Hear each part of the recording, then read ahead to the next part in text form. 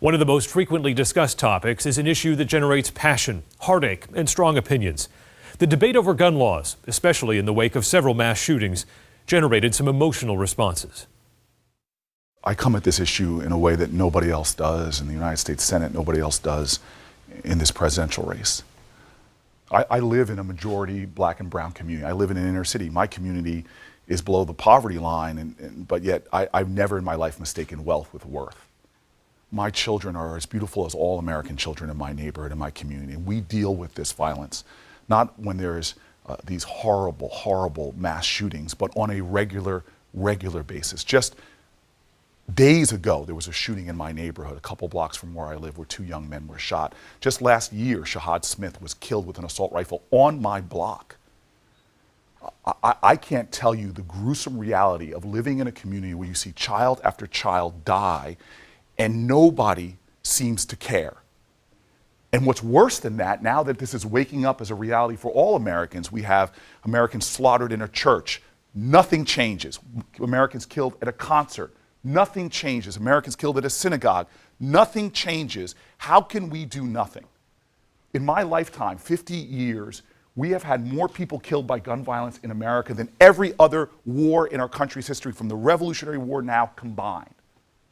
This is a uniquely American problem, and apathy is not enough. I'm tired of thoughts and prayers. In my church, I was taught that faith without works is dead. And so you're right. This happens and is affecting too many Americans. But for black African-American men and boys, we're 6% of the nation's population, but over 50% of the homicide victims. So as your president, I'm going to bring a fight to this issue like has never been seen before. I'm going to wake up the moral imagination of our country that we should not be a nation with this kind of carnage.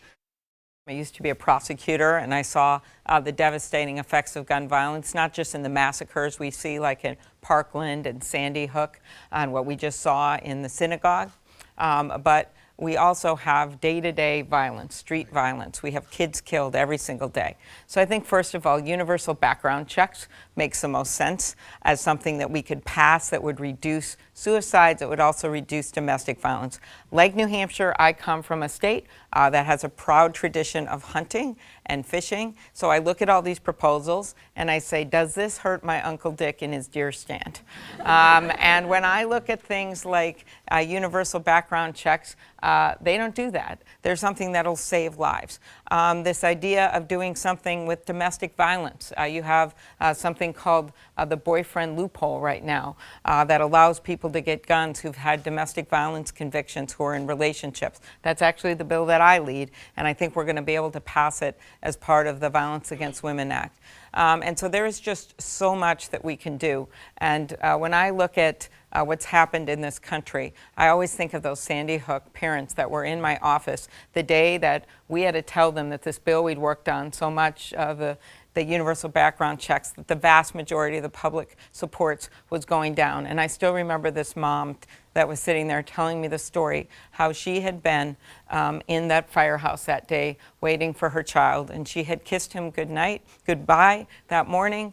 He had pointed to the school aide on the door, a picture of his school aide that was with him all the time because he had autism and he couldn't talk, and he loved that woman. And as that mom sat sobbing in that firehouse, of course she was sobbing for her son, but in the back of her mind she thought of that school aide, and she knew that they'd lost her too. And when they found them shot up, that teacher had her arms around that little boy.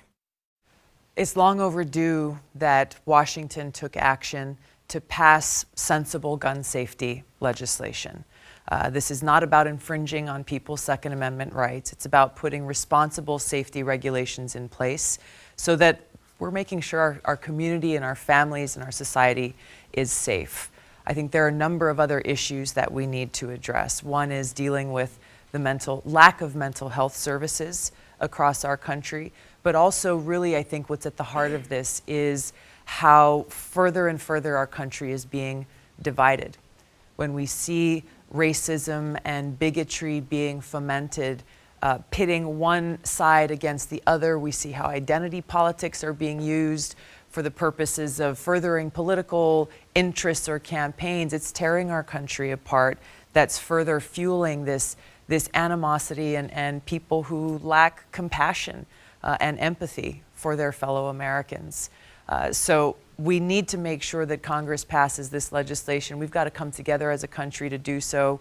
I think the legislation, I believe, that was recently passed here or will be passed soon, closing some of the loopholes and background checks, is the kind of thing that we need to do, again, that has the support of most Americans across the country. But ultimately, we've got to come together in order to accomplish that and recognize this is within all of our interests, because no one wants to see their loved one go shopping at Walmart and wonder whether or not they'll come home. No one wants to send their kid off to school in the morning and wonder if they'll come home. So this is something that we've got to come together on as a country and overcome the hyper-partisan divides that have stood in the way of progress for far too long.